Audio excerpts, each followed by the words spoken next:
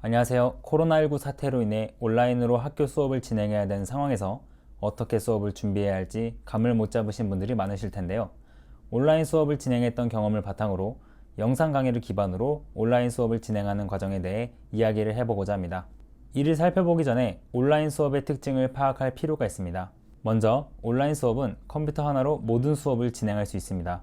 수업에 필요한 수업 자료와 강의 제작, 그리고 학생들의 수강까지 모든 과정이 컴퓨터에 의해 진행됩니다. 또한 온라인 수업은 시간적, 공간적 제약이 없습니다. 우리가 수업 자료를 올려놓으면 학생들이 이를 기반으로 스스로 학습하는 구조입니다.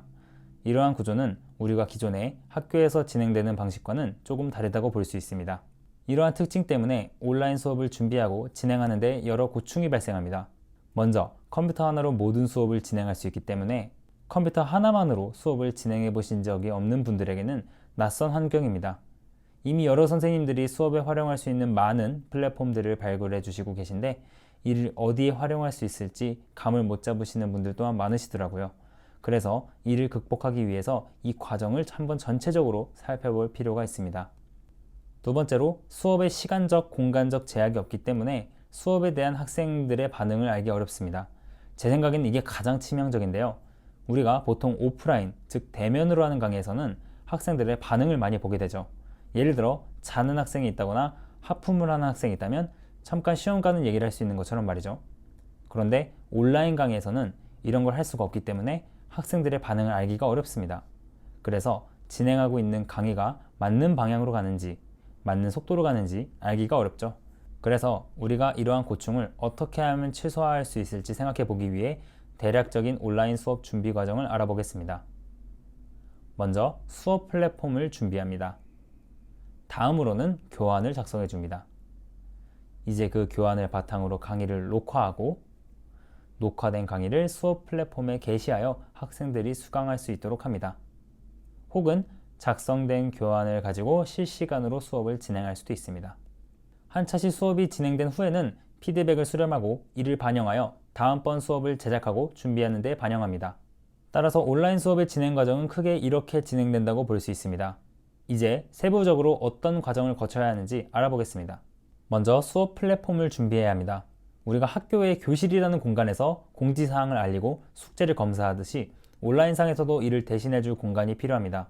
이를 수업 플랫폼이라고 하는데요. 현재 많은 수업 플랫폼이 준비되어 있기 때문에 여러분의 상황에 맞는 플랫폼을 선택해 주시면 됩니다. 마이크로소프트에서 만든 팀즈와 구글에서 만든 클래스룸 혹은 EBS에서 만든 온라인 클래스 등이 있습니다. 그 다음으로는 교환을 작성해 주어야 합니다. 기존의 강의를 슬라이드쇼로 진행하셨던 분들은 그대로 해주시면 되고 판서 위주로 강의하셨던 분들은 이를 마이크로소프트의 파워포인트나 혹은 한쇼 등을 이용해서 작성해 주셔야 합니다. 과목의 성향에 맞게 이를 제작해 주시면 더욱 좋은데요. 예를 들어 수학 과목의 문제풀이의 경우 풀이를 보여주는 과정에서 마치 판서를 진행하듯이 여러 단계에 걸쳐서 이를 보여주면 더욱 효과적이겠죠? 교환이 완성되었다면 이를 기반으로 강의 영상을 녹화해야 합니다. 마이크와 녹화 프로그램이 필요한데요. 마이크의 경우에는 핀 마이크, 노트북 마이크 등 어떤 마이크든 상관이 없습니다.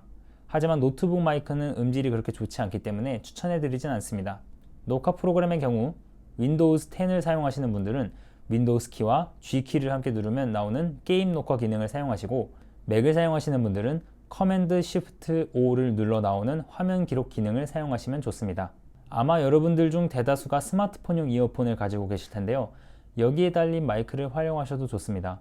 단 이를 컴퓨터에 직접 연결하면 인식을 못하기 때문에 시중에 있는 이어폰 Y잭을 구매하신 후 마이크 역할을 하는 분홍색 플러그를 연결하시면 녹화를 진행하실 수 있습니다. 간혹 컴퓨터에 마이크 플러그를 꽂는 구멍이 없는 경우도 있는데요. 이럴 경우에는 온라인 등지에서 구매할 수 있는 이어폰 USB 변환 젠더를 구매하신 뒤에 연결하시면 됩니다. 컴퓨터로 녹화하는 방법 외에도 태블릿에 녹화하는 방법도 있습니다. 아이패드, 갤럭시 탭 등 태블릿을 보유하고 계신 선생님들은 강의 자료를 PDF로 변환하여 태블릿에 넣은 후 화면 녹화 기능과 터치펜을 활용하여 판서와 강의 자료를 겸한 강의를 녹화하실 수도 있습니다. 단 이는 태블릿이 필요하다는 단점이 있으므로 상황에 맞게 강의 녹화를 진행해 주시면 될 것 같습니다. 강의 녹화가 완료되었다면 학생들이 이를 볼 수 있도록 수업 플랫폼에 업로드해 주세요. 영상만 올라가는 것뿐만 아니라 학생들에게 진도표 등을 통해 권장 학습량을 지속적으로 공유해 주시면 더욱 좋습니다. 수업 플랫폼을 잘 활용하면 학생들의 성취도가 더욱 높아질 수 있는데요. 선생님과 학생 간 1대1 대화를 통해 숙제 제출을 받거나 학생들끼리 사용할 수 있는 게시판을 생성하여 토론 수업을 진행할 수 있는 등 다양한 방법이 있습니다. 이를 어떻게 여러분들의 수업에 활용할 수 있을지 고민해 보시면 좋을 것 같습니다. 만약 수업 플랫폼에 동영상을 올릴 수 없는 경우 유튜브 등과 같은 동영상 플랫폼에 영상을 우선 업로드한 후 링크를 학생들에게 공유하는 방법으로 강의 영상을 학생들에게 제공할 수도 있습니다. 특히 유튜브의 경우에는 검색으로는 시청할 수 없고 링크를 통해 들어온 사용자만 영상을 볼 수 있는 기능도 있기 때문에 이를 활용해 보시면 좋을 것 같습니다. 앞에서 이야기한 강의 녹화 후 업로드 방식은 선생님과 학생 사이에 쌍방향 소통이 적극적으로 일어나지 못한다는 단점이 있습니다. 이를 해소하기 위해서 라이브 수업을 진행하는 것도 좋은 해결책이 될 수 있습니다. 유튜브 라이브와 같은 라이브 방송 플랫폼을 활용하여 여러분의 수업을 학생들에게 실시간으로 전달할 수 있습니다. 혹은 오른쪽에 있는 구글 행아웃이나 줌과 같은 화상회의 플랫폼을 활용해서 학생들도 카메라와 마이크를 사용할 수 있게 하여 쌍방향 소통을 유도해낼 수 있습니다. 제가 소개한 방법 외에도 다양한 수업 방법이 있으니 여러분들만의 방법을 찾아보시는 것도 좋을 것 같습니다. 마지막으로 별 3개 치겠습니다. 우리가 진행하는 수업에 대한 피드백을 받아야 합니다.